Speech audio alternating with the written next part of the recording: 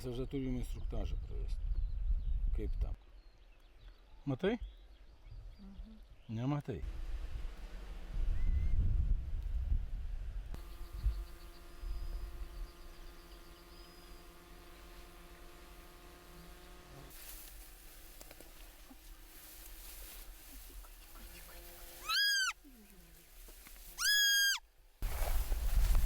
Stirniukas ramus, nesimuisto, matyt bus tik savaitės laiko, gal dar netgi jaunesnis.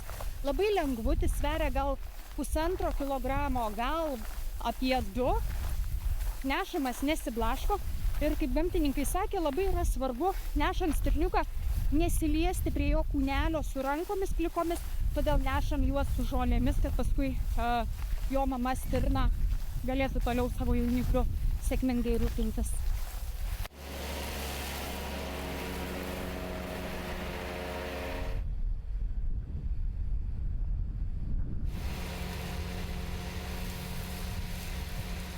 Paprasčiausiai papjaunant pievas pasitaiko tokiu atveju, kad papjaunam stirnų jauniklius.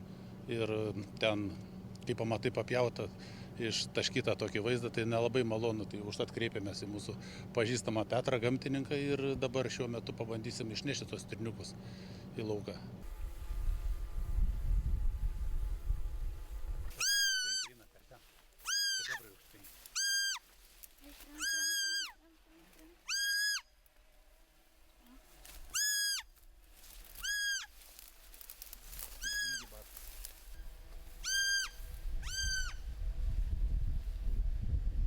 Šis procesas yra iš tikrųjų gan sudėtingas dėl to, kad reikia specialios įrangos, tai yra termodronų arba specialių šunų, kurie daro tilktį.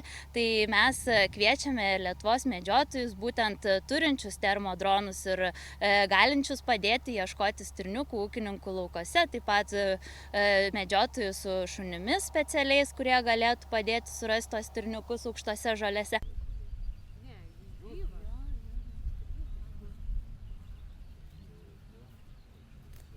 Ar vienas. Bet reikia... Palauk. Žiauriai, tu man pasunkinai čia darbą.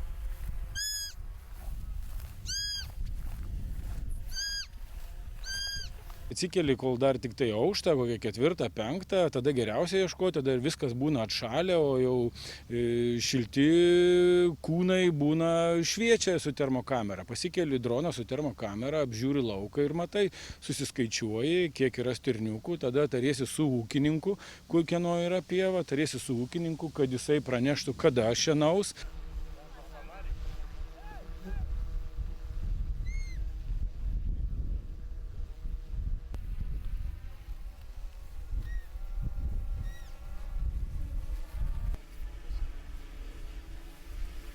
Pernai metais buvo tragedija, išvis sunkiai važiavo tas procesas, kažkaip labai sunkiai kol įsijudino. Šiemet jau važiuoja, jau turiu, ūkininkai prašo, čia ir anksčiau buvau Facebook'e įdėjęs, kaip išgelbėjom 2 stirniukus, paskui 3 išgelbėjom stirniukus, šiandieną 4 stirniukus, rytoj važiuoju į Plungę, ūkininkai yra pasiprašę, kad atvažiuočiau netgi 2 ūkininkai.